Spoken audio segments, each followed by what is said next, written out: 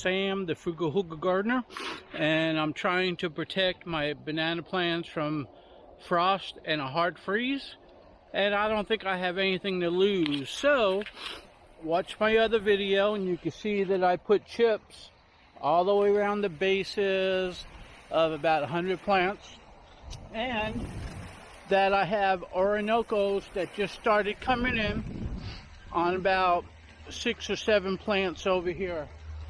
So it's either cut these off and then you lose everything anyway, or try to protect them from the frost and the cold and hope it doesn't get too bad.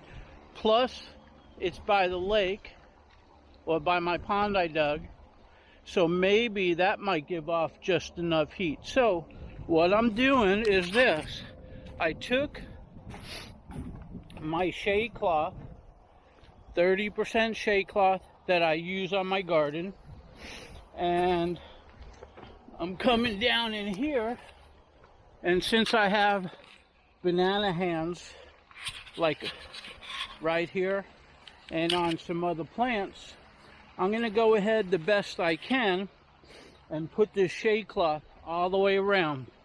Now, it's not going to protect from the cold, but it will protect from the frost, and that's what I want to do. I could always do this and put a heater down here, but I don't have a waterproof heater, and we may get some rain and I'll be out of luck anyway. So let me go ahead and put this up, and after I put it up, I will show you what it looks like. And this is an experiment. I don't know if it's going to work. I'm just going to go ahead and try it, because my alternative is you don't do nothing and you cut these off and they're not going to ripen because they just started. So I got nothing to lose.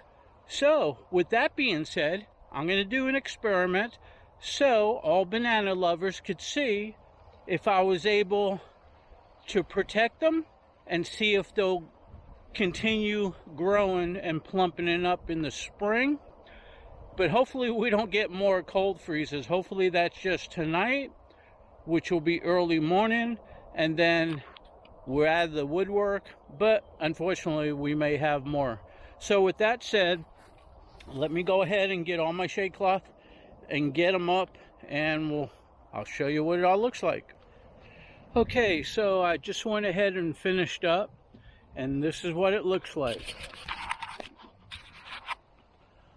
On this right here, the bud just started coming out. It didn't go up high enough to fold over yet, so I got my ladder out and put shade cloth all the way around it to protect it from frost. Hopefully that would be good enough. Then as you can see over here, I got shade cloth around the bananas. I wish this wasn't touching the bananas, but anyway, this should keep the frost off of it. Over here, once again, I got shade cloth around the whole banana plant and everything, and it's holding up and everything's clamped.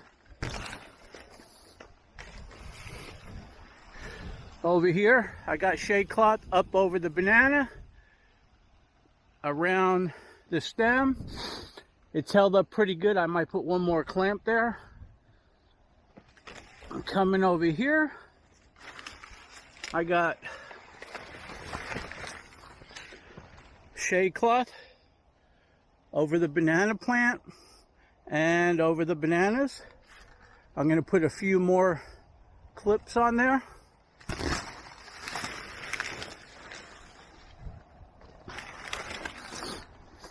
And on this one, same thing. The bees are, look, the bees are trying to get in there.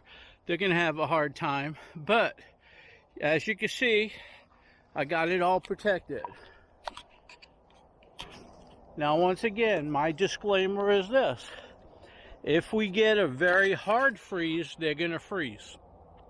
If we get a light freeze, only for a few hours, at least it's going to keep the frost off of it, and with any luck, preserve the bananas, and come spring, they'll just get larger and plump up, and I'll have bananas. The alternative is just to cut them off and not try anything. So I'm a free thinker. I like experimenting. I have a gardening group, and I got a YouTube channel, and I want to show people what I'm trying, and hopefully with any luck this will be working. So with that said, I'm going to go over to my Orinoco and determine whether I should harvest those or not.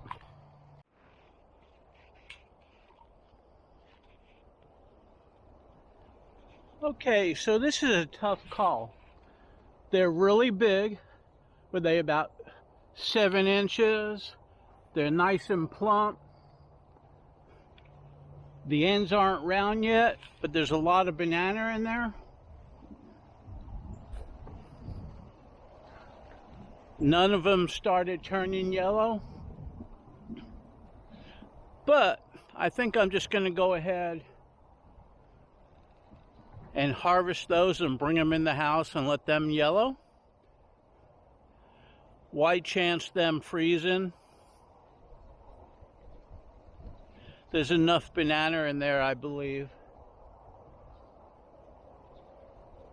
So they must be like really close to being ready to be harvested. But they look great.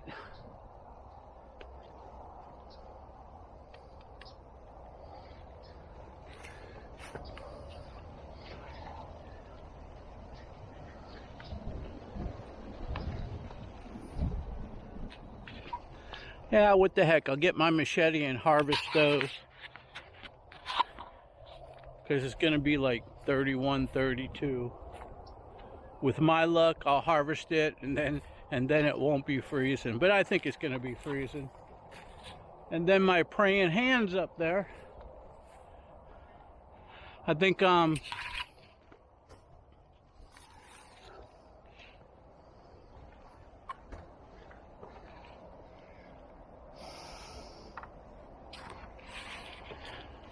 I'll just go ahead and harvest those too. So with that said, let me go ahead and get my machete. Okay, so this is a first generation Orinoco. It probably needs a few more weeks in hot temperature, but we're not going to get there.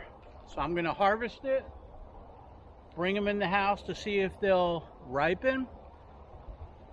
And I'll measure them to see how round they are and how long they are, because this is from one of my 6-month to fruit plants.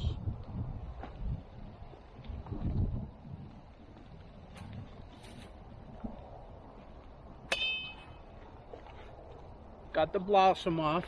I like leaving the blossom on there because when these male buds come out, the pollinators still come around. I like keeping them around. That's why I let it grow. Some people say cut it off, and some people say leave it on. There is no difference. I don't believe there is. But in either case, just to leave these blossoms on for the pollinators, to me it's worth it.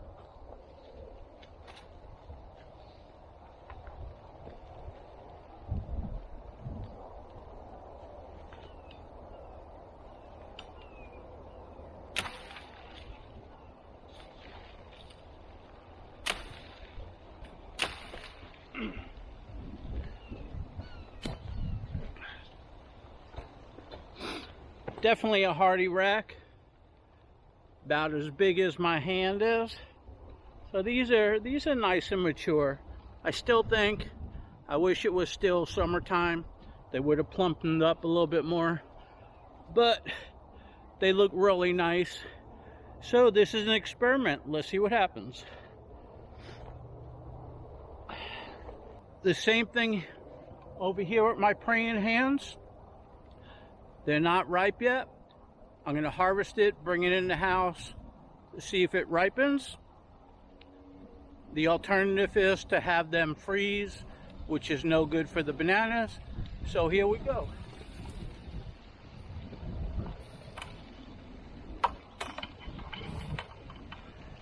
Once again, I had the buds so that the male blossoms are there. And then the pollinators come around. That's why I leave it on.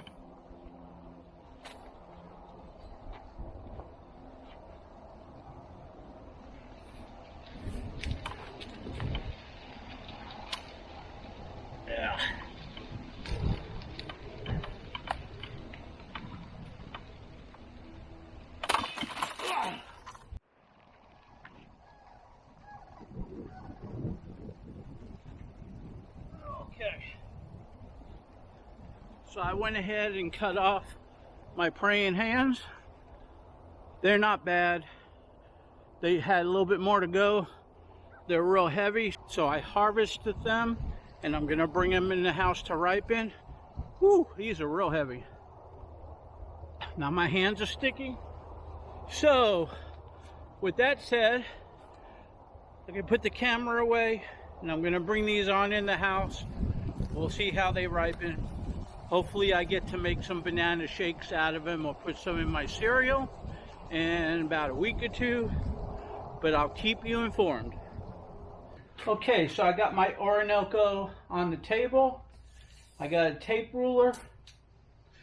Let's go ahead and put it to rest and see what they are.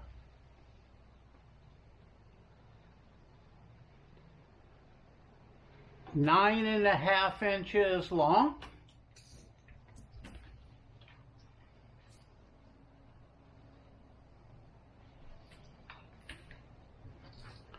7.5 inches round. 9.5 inches long, 7.5 inches round.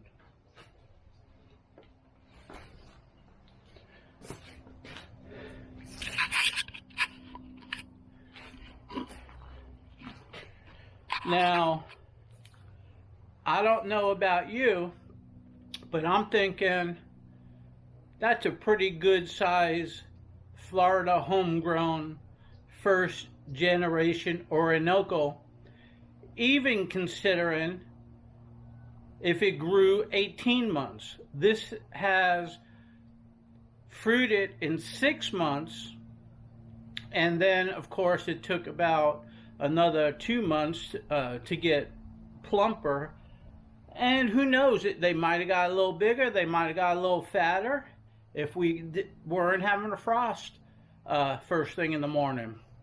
So, but I'm real happy with these Orinocos, and so if you could grow these in 6 months, let's say 8 months, that means pretty much you could grow 2 different sets of bananas in just a little over a year. Hey, in my book, that's pretty good. Just remember, there's a lot of people in North Florida and the rest of the United States that grow banana plants, but they never ever see bananas because their growing season is too short. With the method that I utilize and that I show them over here, it is possible for them to get bananas before in their growing season. If they start them indoors, they let the corms get a little big, you know, the plant get maybe 2-3 feet, plant them out in the spring, it's doable.